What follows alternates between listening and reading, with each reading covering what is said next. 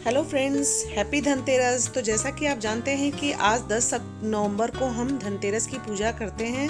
तो आज मैंने भी शाम को अपने घर में धनतेरस की पूजा की। तो इसकी विधि बहुत ही सरल तरीके से मैंने आपके साथ शेयर की है। तो सबसे पहले हम एक चौकी स्थापित करते हैं। अगर चौकी नहीं भी है तो आप जहाँ पूजा करते हैं वहाँ पर एक चौकी रखकर उस पर लाल कपड़ा बिछाकर फिर हम उसे गंगा जल से पवित्र करते हैं, उसकी शुद्धि करते हैं। और गंगा जल से शुद्ध करने के बाद हम वहाँ पूजा की तैयारी शुरू करते हैं। तो इस बार धनतेरस का मुहूर्त था 5:30 बजे से लेकर रात्रि 9 बजे तक, सबसे अच्छा मुहूर्त था। तो मैंने भी अपनी पूजा शाम को शुरू की। तो सबसे पहले चौकी पर हम लाल कपड़ा बिछाकर उसे गंगा जल से शुद्ध करते हैं और फिर कुछ दाने चावल के हम वहाँ रखते हैं। तो किसी भी मूर्ति या दिया या कलश को स्थापित करने से पहले उसके नीचे हम अक्षत जरूर रखते हैं, क्योंकि ऐसे दिया या मूर्ति को हम नहीं स्थापित करते हैं। तो ये मैं कुबेर जी की मूर्ति मार्केट से लेकर आई थी। तो ये बहुत ही सुंदर से दिखते हैं, मूर्ति बहुत ही प्यारी थी। मुझे पहली ही नज़र में ये पसंद आ गई, तो इसे मैंने खरीद कर लाया आज पूजा के लिए। तो सबसे पहले हम कुबेर जी की मूर्ति को भी गंगा जल से शुद्ध करते हैं और उसे वस्त्र से साफ कर फिर हम उन्हें स्थापित करते हैं। तो आज के दिन ही हम अपने लक्ष्मी गणेश को भी साथ में ले आते हैं इस मूर्ति के साथ। हमारे तरफ मान्यता है कि धनतेरस के दिन ही हम लक्ष्मी गणेश को भी साथ में लाते हैं और फिर उसके बाद हम उनकी पूजा दिवाली की रात्रि करते हैं। तो आज बस कुबेर जी की पूजा हम करते हैं। तो सबसे पहले मैंने इन्हें माला पहनाया और वस्त्र पहनाया। उसके बाद हम इन्हें रोली का तिलक लगाते हैं। तो रोली का तिलक लगाने के बाद फिर मैंने इन्हें चंदन का भी तिलक लगाया। तो आप लोग भी तो पूजा करते ही होंगे। पूजा की विधि हर जगह की अलग अलग होती है, बट हम अपने घर में जिस तरह से पूजा करते हैं मैंने उस तरह से सरल विधि से आपके साथ शेयर की।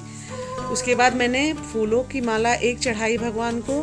फिर मैंने एक लोटे में कलश बनाया जिसमें मैंने गंगा जल की कुछ बूंदें भी मिक्स की। शुद्ध पानी था और उसमें गंगा जल थोड़ा सा डालकर मैंने ये कलश रखा।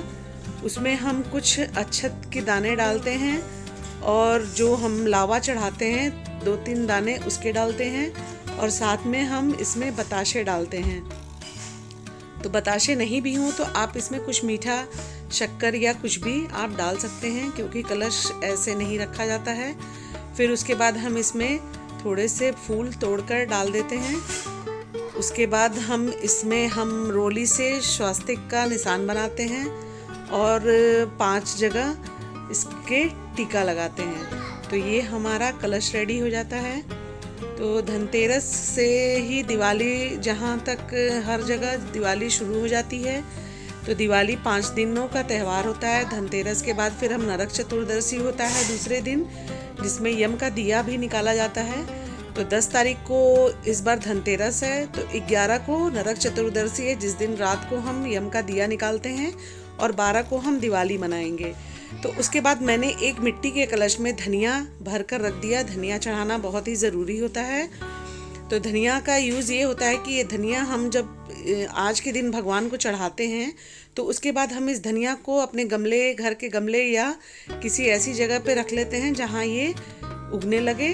और चाहे तो आप अपने अलमारी के लॉकर या तिजोरी में भी इसे 2-3 दाने रख सकते हैं। तो उसके बाद अब मैं भगवान का भोग रेडी कर रही हूँ। तो आज धनतेरस के दिन नए बर्तन खरीदने की भी मान्यता होती है। तो मैं भी नए बर्तन ले आई खरीद कर। आपकी तरफ भी लोग नए बर्तन जरूर लाते होंगे। तो उसी नए बर्तन में हम भगवान को भोग अर्पित करते हैं। तो भोग में हम मिष्ठान रखते हैं। जो भी मिठाई आपको पसंद हो आप ले आएँ। यहाँ मेरे बच्चों को ये मिठाई पसंद आती है, इसलिए मैं ये ले आई। तो यहाँ हम नए बर्तन में मिष्ठान रखते हैं, साथ में बताशे रखते हैं, लावा रखते हैं और शक्कर की कुछ दाने रखते हैं। फिर जो नए बर्तन और भी लाते हैं उसको हम गंगा जल से शुद्ध करते हैं। यहाँ धनतेरस के दिन झाड़ू लाने की भी मान्यता होती है। तो हम झाड़ू भी ले आए मार्केट से, बट इस झाड़ू को हम आज के दिन यूज़ नहीं करते हैं। इसे हम दिवाली के दिन खोलकर फिर हम इसे यूज़ करते हैं और साल भर हम इसे अपने घर में रखते हैं।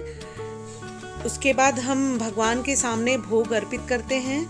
तो आज धन्वंतरी भगवान की पूजा भी होती है और कुबेर भगवान की भी पूजा होती है।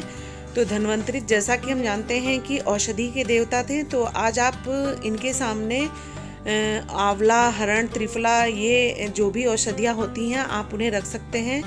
तो हर धनतेरस को मैं चांदी के एक सिक्का ज़रूर खरीदती हूँ, और पिछले साल जो भी मैंने ख़रीदा था उनको भी निकालकर मैं साथ में पूजा करती हूँ। तो चांदी का और सोने का सामान होता है कि धनतेरस के दिन ज़रूर खरीदना चाहिए। तो उसके बाद मैं इसे गंगा जल से शुद्ध कर इस पर तिलक लगाती हूँ, अक्षत डालती हूँ और पुष्प से इसको चांदी की इसकी पूजा करती हूँ। तो ज़रूरी नहीं है कि आप सोना चांदी ही खरीदें, आप कुछ भी ले सकते हैं, बर्तन कोई भी नया ले सकते हैं। लेकिन कहा जाता है कि सोना चांदी धनतेरस के दिन खरीदने से शुभ होता है, तो इसलिए मैं हर साल एक सिक्का ज़रूर खरीदती हूँ धनतेरस के दिन। अब इसके बाद हम कुबेर जी की आरती करेंगे, तो इसके लिए मैं दीपक तैयार कर रही हूँ। तो दीपक तैयार करने के बाद हम कुबेर भगवान की और बाकी सब देवता की आरती उतारते हैं। तो धनतेरस की पूजा तो हर किसी के घर में होती है और हर किसी के घर में अलग अलग विधि से होती है। तो मेरे यहाँ जैसे मैं पूजा करती हूँ बहुत ही सरल विधि से, तो उस तरह से मैंने पूजा की। पूजा की मान्यता तो ये होती है कि भगवान को आप मन से भी आप बस हाथ जोड़ लें तो भगवान प्रसन्न हो जाते हैं। तो ऐसा कुछ बहुत बड़ा नियम नहीं होता है पूजा का, बस आप दिल से मन से पूजा करें तो वो पूजा भगवान एक्सेप्ट करते हैं। तो जैसा कि आप देख रहे हैं कि ये वाला धूप मुझसे जल्दी जलता नहीं है, तो इसलिए मैंने इन्हें बुलाया। तो मेरे हस्बैंड इस धूप को जलाते हैं और यहाँ देखिए बच्चे मेरे कितने एक्साइटेड हैं, क्योंकि दिवाली का फेस्टिवल इनके लिए बहुत ही एक्साइटमेंट लेकर आता है। पटाखे वगैरह जलाने के लिए बहुत ही एक्साइटेड होते हैं। तो देखिए इनसे धूप जल चुका है, अब ये भगवान की पूजा कर रहे हैं। हम लोग सारी पूजा, चाहे कोई भी पूजा हो, हम लोग सब लोग मिलकर एक साथ पूजा करते हैं, बहुत ही अच्छा लगता है। आप भी अपने परिवार के साथ मिलकर इस पूजा को करें, क्योंकि आज से दिवाली की तैयारी शुरू हो जाती है। तो मुझे भी दिवाली बहुत पसंद है। दिवाली में घर का डेकोरेशन, दिए, रंगोली वगैरह बहुत ही अच्छा लगता है। तो आज धनतेरस की पूजा समाप्त हो गई। अब कल हम नरक चतुर्दशी को करेंगे, जिसमें हम रात के खाने के बाद यम का दीपक निकालते हैं। तो आपके तरफ भी शायद यम का दीपक निकाला जाता होगा, तो आप जानते होंगे। फिर हम 12 को दिवाली सेलिब्रेट करेंगे। तो यहाँ देखिए मेरे बच्चों को ये तिलक लगा रहे हैं, सारे बच्चे बहुत ही खुश हैं। दिवाली है, पटाखे वगैरह के लिए ये बहुत एक्साइटेड हैं और सुबह से ही मुझसे फोर्स कर रहे हैं कि चलो मम्मा पटाखे खरीदने। तो मैंने कहा कि ठीक है, आज हम पूजा कर लेते हैं, उसके बाद हम कल तुम्हारे लिए पटाखे लाएंगे। तो यहाँ ये भी पूजा कर रहे हैं, ये भी भगवान की आरती उतार रहे हैं। और उसके बाद हम सारे परिवार के लोग मिलकर भगवान से प्रार्थना करते हैं कि साल भर हमारे घर में सुख शांति बनी रहे, हमारे परिवार के सारे सदस्य स्वस्थ रहें।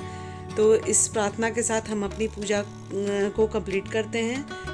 तो यहाँ देखिए हमारा बेटा भी आरती करने के लिए फोर्स कर रहा था, तो ये भी अपने पापा के साथ मिलकर भगवान की आरती उतार रहा है। ये रही मेरी बड़ी बिटिया, इसने भी भगवान को पुष्प अर्पित करके आशीर्वाद लिया। और ये रही मेरी छोटी सी गुड़िया, जिसने भगवान से आशीर्वाद लिया कि हमें जल्दी से पटाखे मिले। और ये रहा मेरा सबसे बदमाश और नटखट बच्चा, जिसने भगवान के मुंह पर ही फूल रख दिया। तो मैंने कहा कि अरे भगवान के मुंह पे से फूल हटा दो बेटा, तभी तो देखेंगे। तो फिर इसने भगवान से प्रेयर किया कि भगवान हमें जल्दी जल्दी पटाखे मिले। और बहुत देर से ये मिठाई देखकर इससे कंट्रोल नहीं हो रहा था, मम्मा जल्दी प्रसाद दो, जल्दी गुल्ला दो मुझे। तो ये रसगुल्ला को गुल्ला बोलता है। तो जैसा कि आप देख रहे हैं कि ये मिठाई लेने के लिए बहुत ही एक्साइटेड है और खाने के लिए। तो इसने फ़ौरन भगवान को प्रणाम किया और तुरंत अपना प्रसाद उठा लिया। और फिर मेरी बिटिया ने सबको प्रसाद बांटा, अपने पापा को प्रसाद दिया। तो फ्रेंड्स, आप भी अपने बच्चों और परिवार के साथ दिवाली को सेलिब्रेट करें। उम्मीद करती हूँ कि आपकी भी दिवाली बहुत ही अच्छी होगी। मैं दिवाली का व्लॉग भी आपके साथ शेयर करूँगी। तो be safe and be happy. Happy Diwali. Thank you.